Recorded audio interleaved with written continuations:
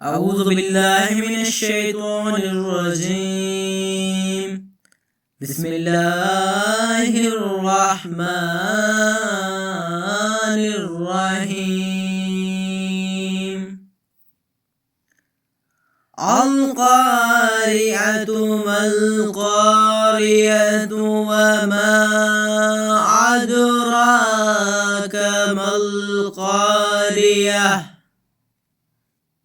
يوم يكون الناس كالفراش المبثوث وتكون الجبال كالعهن المنفوش فأما من ثقلت موازينه فهو في عيشة راضية وأما من خفت